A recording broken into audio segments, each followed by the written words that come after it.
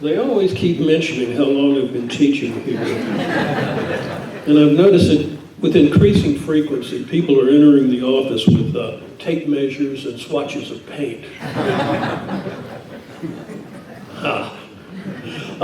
Today what I want to do is to just give a brief overview of the regional economy. Now there are 5 things that we're going to touch on as we compare our local economy, or regional economy, with the other regional economies that we are adjacent to. We're going to look at the trends in population, trends in gross domestic product, trends in personal income, trends in employment, and trends in the labor force. Now, when we talk about the regional economy,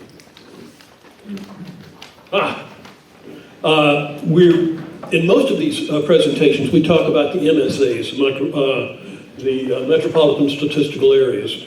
And most of you are familiar with this definition, which is a geographic entity of 1 county or more that has a central urbanized area of about 50,000 people or more. We're also going to be touching on another category, a micropolitan region, similarly defined, but with the central urban area between 10,000 to under 50,000 people. And our primary focus is going to be on a combined statistical area, which is essentially just taking MSAs and sometimes micropolitan areas and sticking them together. The regional aspect is going to be more important to us, at least today, than focusing on a particular city or a particular MSA. Because as far as we're concerned, the region that we serve as a university and the economic powerhouse, for lack of a better term, consists of more than just our MSAs. These are the 3 comparison CSAs that we're going to look at. The Knoxville CSA, Asheville, and what has historically been referred to as the Tri-Cities CSA, but which we're going to refer to as the Appalachian Highlands in keeping with the title of this presentation. This is important.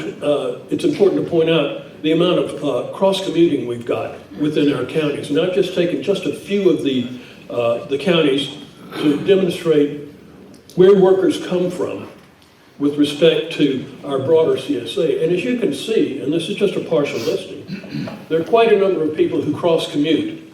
Therefore, the economies are pretty well linked. This is a broad picture of micropolitan and metropolitan statistical areas. The ones that we're interested in, of course, are the Johnson City, Kingsville, the Appalachian Highlands, the Knoxville MSA, and the Asheville MSA, because those are really some of the markets where we compete with a number of goods and services. That's us. You will notice that I have taken the liberty of including 2 micropolitan areas which are not historically in our combined statistical area. And that is, here you go, that is the micropolitan area of Greenville, Tennessee, which has recently been designated as a micropolitan area, and Big Stone Gap, Virginia. There's Big Stone Gap, and there's Greenville. The first, now what we're going to do is look at the population dynamic, or at least demographic, of the 3 CSAs that we're going to talk about. Now, you'll notice that to the left I have the breakdown by age of the population for the entire United States. As you peruse this chart, you'll notice that there are a couple of points that tend to just pop out at us. First of all, the under 20 population, which I can refer to as the young adults and children, we tend to have here in the Appalachian Highlands and in Asheville a lower proportion of the population in that particular age group. On the other hand, with respect to the 20 to 24, which I like to think of as the college age, we are pretty much in keeping with the percentage for the nation as a whole, and Asheville tends to have fewer people there in that particular age group. For the 25 to 29, which you can think of as the entry-level employment age group.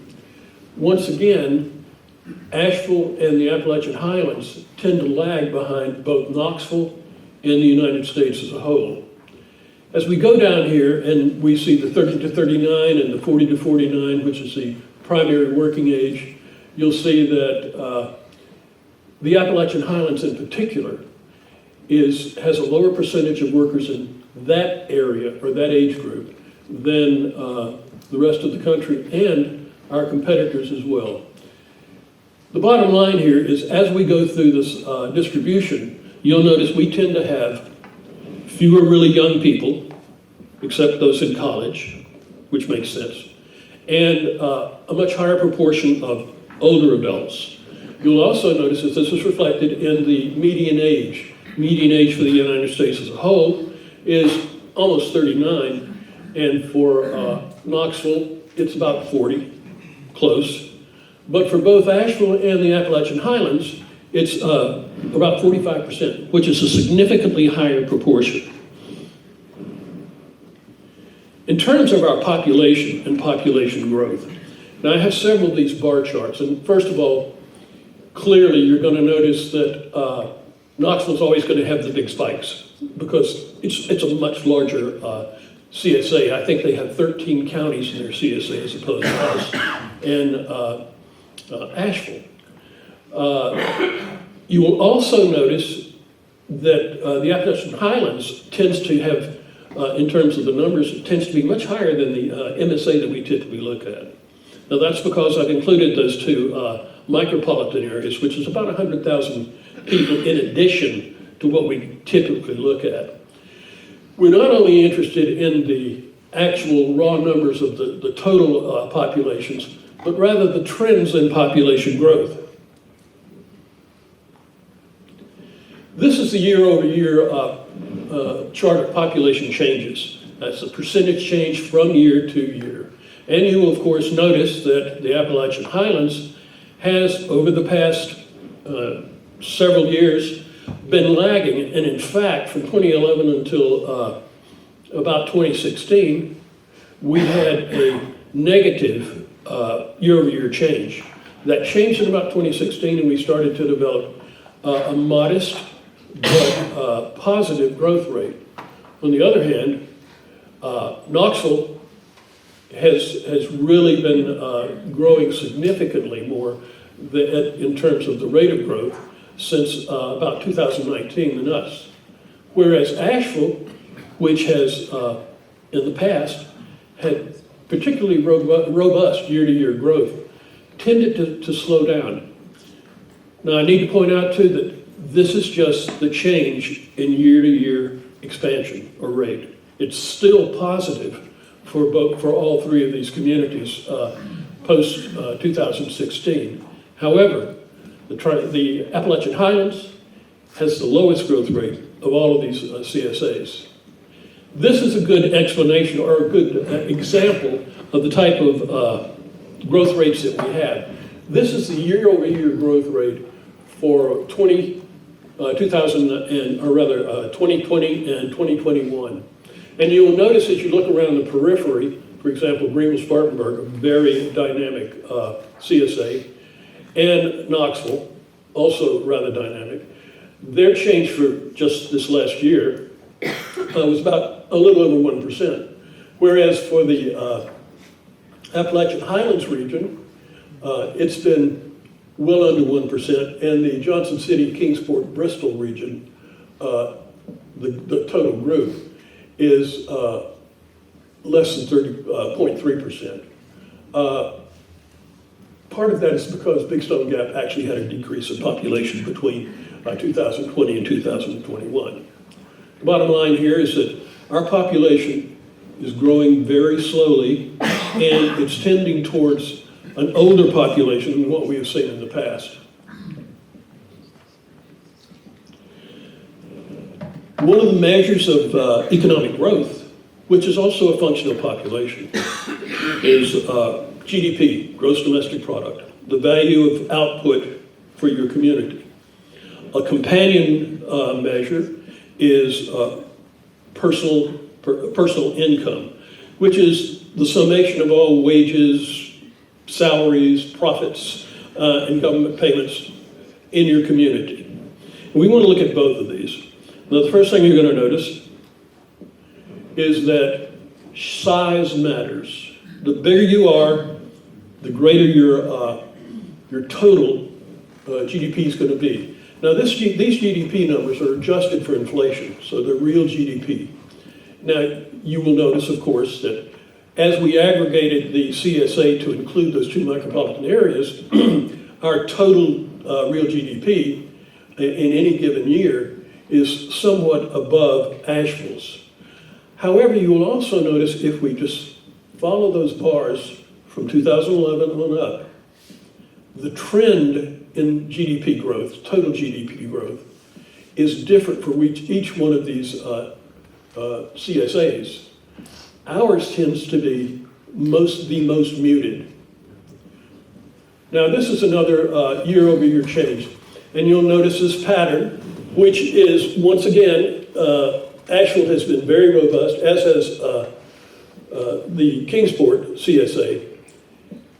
The Appalachian Highlands, especially in the early years here, has really lagged, and you can see that after about 2017, we really started downhill again. And of course, the shock there at 2019, 2020 is COVID. And you will notice the robust recovery for everybody post-COVID. As we shut down, the percentage increases tended to really be high. Nevertheless, you will notice that the Appalachian Highlands has a lower slope. The rate of increase is not quite as profound as it was for the other CSAs that we compare ourselves with. Likewise, real GDP per capita. Now, this is simply taking GDP, those numbers we looked at, and dividing by the population. It's kind of a measure of productivity per capita or per person in your community. And it's really something of a better metric than the gross GDP, even corrected for inflation. You will notice that the picture somewhat changes. First of all, we kind of wash out the effect of just larger populations, and we get a better feel for the relationship between real GDP and the people who are employed in the workforce. You will notice once again, Knoxville and the Asheville CSAs are much more robust than the Appalachian Highlands, and their growth rates over time have been much more consistent and higher than the growth rate for our CSA. Once again, I've included this particular chart, which is the percentage change in year over year for each one of the metrics that we're going to look at. Since we are somewhat time constrained, what you're going to notice, first of all, is that this pattern replicates again and again and again. Basically, it's the same thing. The Appalachian Highlands is kind of seesawing through these positive and negative changes. Everybody's affected by the COVID shock, and everybody is recovering with both Knoxville and Asheville having a higher rate of recovery. The thing that really is most of interest, though, we sit down and we look at the change in real GDP per capita, individual productivity, for lack of a better term. That's just kind of a back of the envelope thing. Notice over in 2011, notice how close all three of these communities were with respect to this level of productivity. However, as we move through this time stream, you will see that the gap between our CSA and the other two has been steadily increasing. Further, you will notice that the rate of increase over the last year is much significantly higher for those two CSAs than us. The bottom line here is our productivity per person measured by real GDP has been slow. It's been steady, but slowly increasing, and certainly not as fast as our primary competitors. If we look at real personal income, now this is the money that people have. It's the money that everybody gets from their, as I mentioned, wages and salaries, and it's been adjusted for inflation.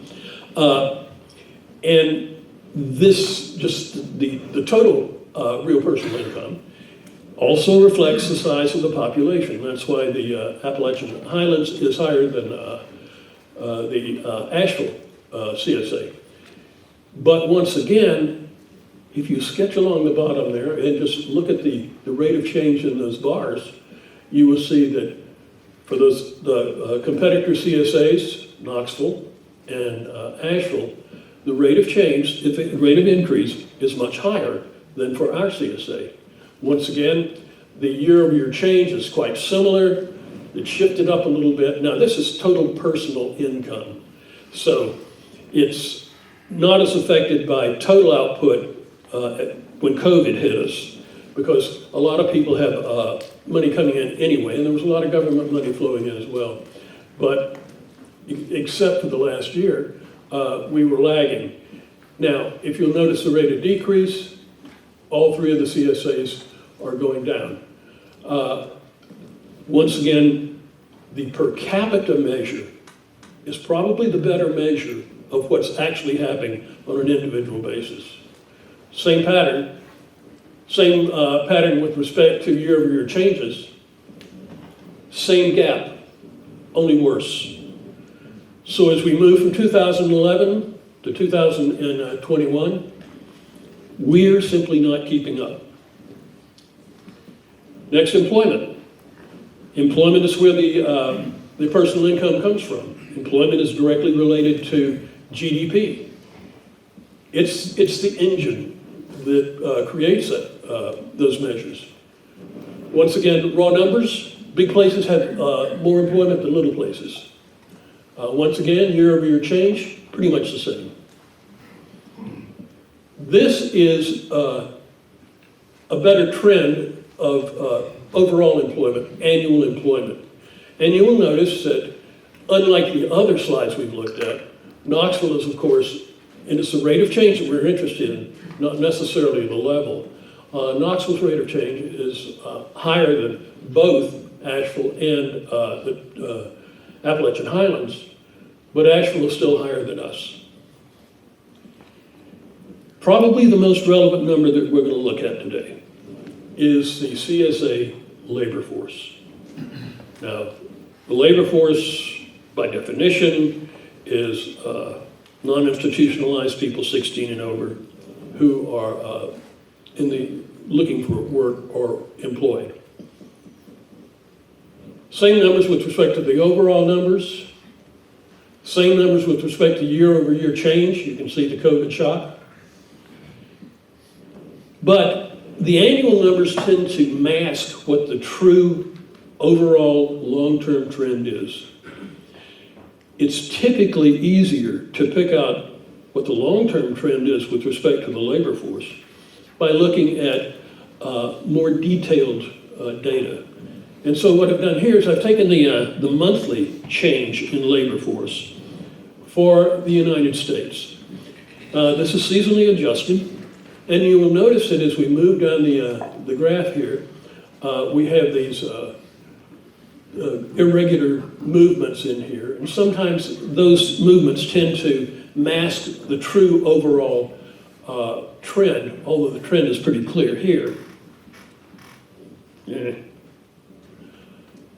In order to be a little bit clear and to smooth out some of this variation, I've put a 12-month moving average of the total U.S. labor force over the monthly numbers.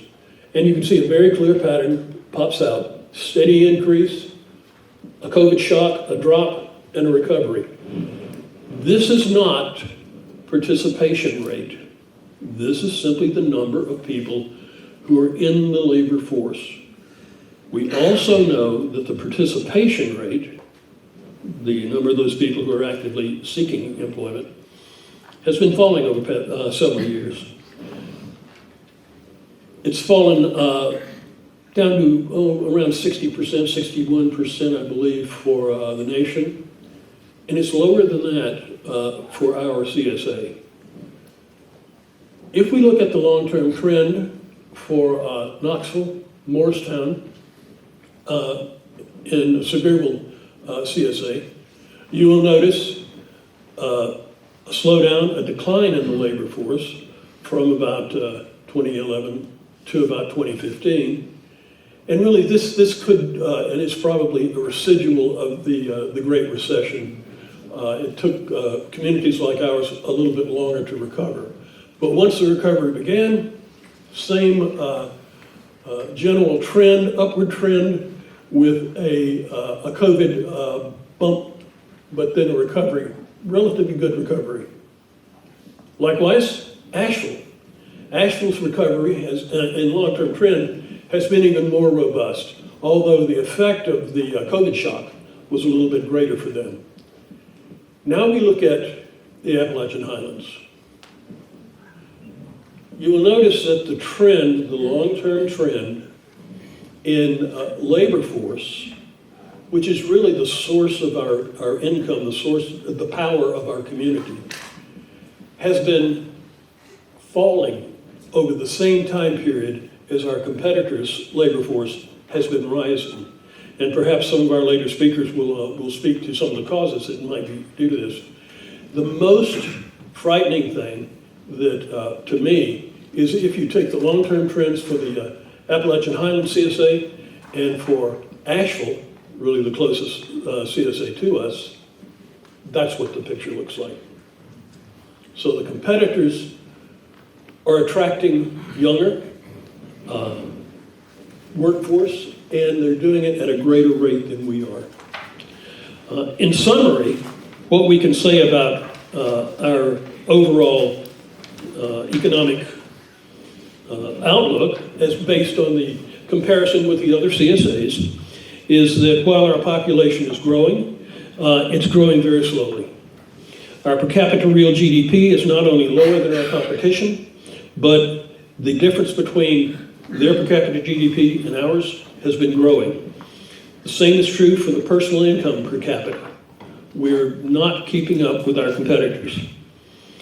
And this is due, at least in part, to the fact that our employment growth has also been very modest, much more modest than our competitors.